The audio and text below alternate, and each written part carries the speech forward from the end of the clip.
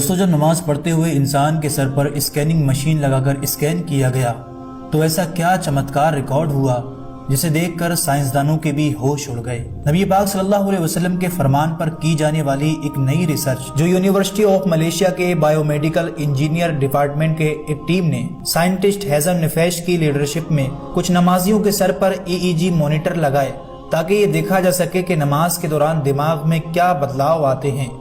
Result دیکھ کر خود سائنسدان بھی حیران رہ گئے۔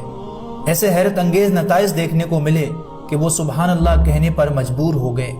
ایسا کیا معجزہ ان کو نظر آ گیا تھا، یہ جاننے کے لیے اس ویڈیو کو اینڈ تک ضرور دیکھیے گا۔ دوستو، یہ ریسرچ ملیشیا کی ایک یونیورسٹی کی ایک ٹیم نے سائنسدانوں کی قیادت میں ایک ریسرچ کی جس میں نماز میں مصروف افراد کے دماغ کے حصوں کو نماز کے مختلف مراحل کے درمیان یعنی رکوع، سجود اور قیام میں دماغ کے اندر موجود اندرونی سگنلز کا مطالعہ کیا گیا، اور تحقیق کے نتائج سے معلوم ہوا کہ نماز کے دوران بالخصوص سجدے کے ٹائم دماغ میں الفا ویو ایکٹیویٹی میں نمایاں اضافہ ہو گیا، اور خاص طور پر سجدے کے وقت یہ سگنلز اپنے عروج پر تھے۔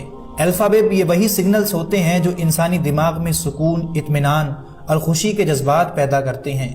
یہ روز روز کی مشکلات اور تکلیف کے شکار دماغ کو پرسکون کرنے اور انسانی صلاحیتوں کو نکھارنے میں بھی اہم کردار ادا کرتے ہیں، اور سجدے کے دوران دماغ میں ان حصوں میں الفا ویو کا اخراج رسول اللہ صلی اللہ علیہ وسلم کی اس حدیث پاک کو حرف بحرف سچا ثابت کرتا ہے کہ مومن سجدے کے دوران اپنے رب کے سب سے زیادہ قریب ہوتا ہے۔ دوستو، کچھ سمے پہلے انڈیا کے شہر حیدرآباد کے ایک مشہور سائیکولوجسٹ نے اپنے ایک انٹرویو میں کہا کہ نماز پڑھنے والے دماغ کی بیماری سے محفوظ رہتے ہیں، اور مختلف ریسرچ میں یہ ثابت ہو چکا ہے کہ نماز انسانی جسم کے لیے ایک بہترین ورزش ہے۔ نمبر 1، جب ہم تکبیر کے لیے ہاتھ اٹھاتے ہیں تو یہ باڈی کو الرٹ کرتا ہے اور کندھوں کی نسوں کو ایکٹیو کرتا ہے۔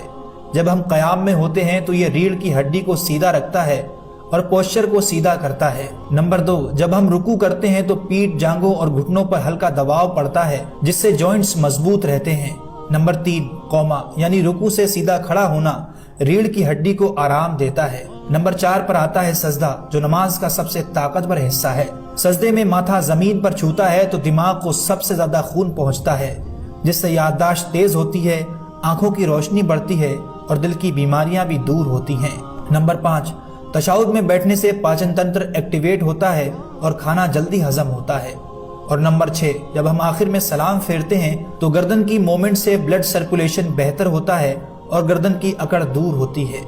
دوستو، یہ وہ مقدس عبادت ہے جس کے پڑھنے سے چہرے پر نور آتا ہے، جس کے پڑھنے سے دل کو سکون ملتا ہے۔ اسلام کے ارکان میں سے ایک قرآن مجید میں جس بات پر سب سے زیادہ زور دیا گیا وہ نماز ہے، جسے ہر مسلمان مرد اور عورت پر فرض کر دیا گیا، اور یہی وجہ ہے کہ نبی اکرم صلی اللہ علیہ وسلم نے اپنی امت کو بار بار نماز پڑھنے کے متعلق ارشاد فرماتے رہے۔ ایک جگہ آپ صلی اللہ علیہ وسلم نے فرمایا کہ مشرک اور مومن کے درمیان بنیادی فرق محض نماز ہے۔ ایک اور جگہ آپ صلی اللہ علیہ وسلم نے کہا کہ جب مومن سجدے میں ہوتا ہے تو اپنے رب کے زیادہ قریب ہوتا ہے، اور اسی فرمان پر جب ویگیانکوں نے ریسرچ کی تو جو نتائج سامنے آئے وہ آپ نے اس ویڈیو میں دیکھے۔ آخر میں دعا ہے کہ اللہ ہم سب کو سچا پکا نمازی بنائے۔